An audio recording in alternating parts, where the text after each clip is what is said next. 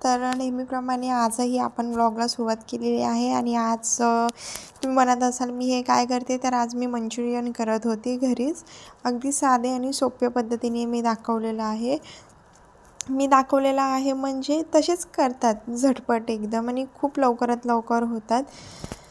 तर कोबी मी कापून एकदा ट्राय केला होता, पण ते खूपच मोठे मोठे होत होते. म्हणून मी ह्यांना म्हटलं की तुम्ही मला मदत करा म्हणून कोबी किसून द्या. तर ते मला तेच करत होते, कोबी किसून देत होते आणि मी वन साईड आहे ना कोबी पण कापत होती. इथे कोबी आपण किसून घेतलेला आहे. एका भांड्यामध्ये कोबी टाकलेला आहे. त्याच्यामध्ये थोडी अद्रक लसणाची पेस्ट मिक्स करायची आहे. हा व्हिडिओ मी शूटिंग करते म्हणून दिसतंय, तरी ठीक दिसतंय. त्याच्यामध्ये थोडी अद्रक लसूणची पेस्ट टाकलेली आहे. त्याच्यानंतर तुम्ही बघू शकता मी इथे आता थोडंसं तिखट टाकलेलं आहे चवीनुसार. आपलं घरगुती जे मसाला असतो ना तिखट, तो टाकायचा आहे. त्याच्यानंतर तुम्ही जसं तुमच्या आवडीनुसार तुम्ही तिखट घेऊ शकता. चवीनुसार मीठसुद्धा ॲड करायचे आहे. इथे मी अर्धाच कोबी घेतला असेल, पाव किलो कोबी असेल.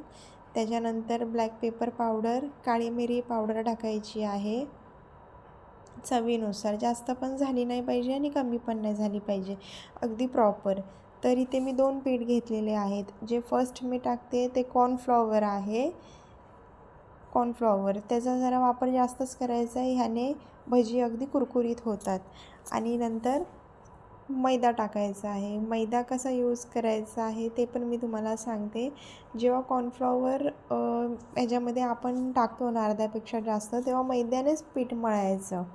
मैद्याने जरी पीठ पातळ झालं, कसा माझा तो मी जो घेतलेला कोबी आहे तो फ्रेश होता, त्यामुळे तो जास्त पाणी सोडत होता आणि मिठामुळे पाणी सुटतं, एक्स्ट्रा पाणी टाकायची गरज नाही. मग तो आपल्याला मैद्याच्या पिठातच मळून घ्यायचा आहे. त्याच्यानंतर यांना मी हे फूड कलर ओपन करायला सांगितला होता, तर तो काही माझ्याकडून ओपनच झाला नाही आहे. तर इथे मी थोडासाच फूड कलर टाकलेला आहे, जास्त पण टाकायचं नाही. मी थोडासाच यूज केलेला आहे. एवढा चिमूटभर घेऊन पण त्याचा खूप रंग आला. तर सगळं बेटर मी मिक्स केलेलं आहे, तुम्ही बघू शकता. एका हाताने फोन धरायचा होता आणि एका हाताने करायचं होतं, जमत नव्हतं. तरी पण मी केला आहे व्हिडिओ शूट. तर तुम्ही बघू शकता मी सगळं पीठ मिक्स केलं. आता इथे चटणी करते. चटणी करण्यासाठी तेल गरम केलं आहे. तेलामध्ये हिरवी मिरचीची फक्त मी पेस्ट केलेली आहे. हिरवी मिरचीची पेस्ट तुम्ही बघू शकता. तेल गरम झाल्यावरती हिरवी मिरचीची पेस्ट फक्त मी त्याच्यामध्ये टाकलेली आहे, मिक्सरला बारीक केलेली. आणि वन साईड तेल गरम करायला ठेवलं आहे भजी तळण्यासाठी. तर म्हटलं आधी चटणी करून घेऊया. तर हिरव्या मिरचीची पेस्ट टाकल्यानंतर ह्याच्यातसुद्धा आपल्याला अद्रक लसणाची पेस्ट टाकायची आहे. चवीनुसार जेवढी क्वांटिटी असेल तेवढी. आमची दोघांचीच होती, त्यामुळे मी खूप थोडं वापर केलेला आहे. तर इथे संपली होती म्हणून मी सगळीच टाकून दिली ती. तर हिरव्या मिरचीची पेस्ट तेलात टाकायचे. त्याच्यानंतर अद्रक लसणाची पेस्ट तुम्हाला ॲड करायची आहे. स्लो गॅसवरती, लो फ्लेमवरती हे सगळं आपल्याला करायचं आहे. फास्ट केलं तर करपायची शक्यता जास्त असते, त्याच्यामुळे सवयही बदलू शकते. त्यामुळे शक्यतो तुम्ही पण लो गॅसवरतीच चटणी करा.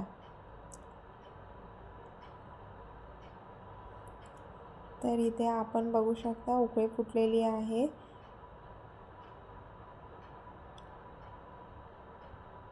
खूप वेळ असं तर मी इथे हे बॅटर हलवून घेतलेलं आहे. त्याच्यामध्ये आपल्याला थोडासा अगदी सोया सॉस टाकायचा आहे. सोया सॉस टाकल्यानंतर ते पुन्हा एकजीव करायचं आहे. अशी चांगली उकळी येऊ द्यायची. सोया सॉस ॲड केल्यानंतर तुम्ही बघू शकता किती मस्त उकळी फुटलेली आहे. त्याच्यानंतर आपल्याला ॲड करायचा आहे टोमॅटो केचप. तो पण मी थोडासा ॲड केलेला आहे. अशी आपल्याला बोलतात ना नॉर्मल टेस्ट येण्यासाठी ॲड करायचं आहे हे सर्व. त्याच्यानंतर तुम्ही इथे ब्लॅक पेपर पावडर पण टाकू शकता, काळी मिरी पावडर. मला असं वाटतं मी विसरले म्हणून टाकायला, काढून ठेवली होती पण टाकायचं काही लक्षातच राहिलं नाही. तर तुम्ही ते ॲड करा, त्याने अजून सुंदर लागेल चटणी. मग इथे सुद्धा फूड कलर ॲड केलेला आहे मी चटणीसाठी, थोडासा लाल, बघू शकता तुम्ही. मला ही आत्ता चटणी प्रॉपर दिसणार नाही, पण जेव्हा तुम्ही पूर्ण व्हिडिओ बघाल ना पुढे, तेव्हा तुम्ही बोलाल हां खरंच चटणी झाली म्हणून. कारण मलाही माझ्यावर विश्वास नव्हता की खरंच चटणी होईल म्हणून अशी काहीतरी. आणि ह्याच्यामध्ये थोडंसं पाणी ॲड करायचं आहे, जेवढी चटणी आपल्याला पाहिजे तेवढी. तर आम्ही काही दोघंच होतो, त्यामुळे मी जास्त काही पाणी टाकलेलं नाही आहे.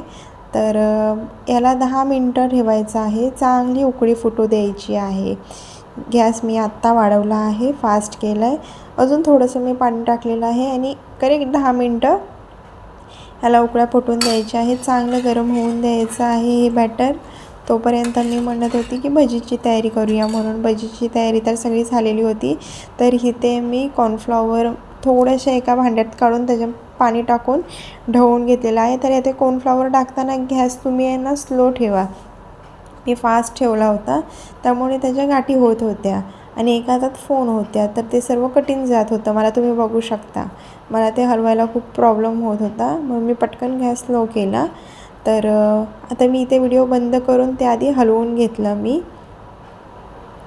तर बघा किती सुंदर अशी चटणी झालेली आहे, अगदी घट्ट, भारी वाटलं नव्हतं इतकी सुंदर होईल. तर आता इथे मी भजी फ्राय करायला घेतले. भजीचं बॅटर तुम्ही बघू शकता किती सुंदर दिसतंय. एकदम बारीक बारीक अशा मी सोडलेल्या आहेत भजी. बघा खूप सुंदर झाल्यात, खूप म्हणजे खूप. की त्या जे तेल शिल्लक होतं ना, त्या तेलालासुद्धा दुसऱ्या दिवशी मंचुरियन भजीचा वास येत होता. इतक्या सुंदर झाल्या होत्या. मी तुम्हाला हेच सांगेन, बाहेर 15 आणि 20 रुपयाच्या प्लेटमध्ये जेवढी मज्जा नाही आहे ना खाण्यात, तेवढी घरी आहे खाण्यात. तर नक्कीच तुम्ही एकदा ट्राय करा. अगदी सोपी आहे. आणि भजी भाजताना फास्ट गॅस न करता स्लो फ्लेम ठेवून भाजा, जेणेकरून फास्ट गॅस ठेवल्यावरती तेल गरम होऊन बाहेरचं शिजल्या जातील भजी, आतलं बॅटर हे कच्चंच राहील. त्यामुळे शक्यतो तुम्ही स्लो फ्लेमवरच भजी तळा, जेणेकरून मस्त छान कुरकुरीतसुद्धा होतील आणि आतलं मिश्रणसुद्धा नीट व्यवस्थित भाजलं जाईल. तर इथे सर्व भज्या मी एक एक करत भाजून घेतलेल्या आहेत, तळून घेतलेल्या आहेत. तर बघू शकता तुम्ही किती सुंदर असा कलर आलेला आहे, या झालेल्या आहेत बघा. आणि नक्कीच कमेंट करून सांगा कसे झालेत.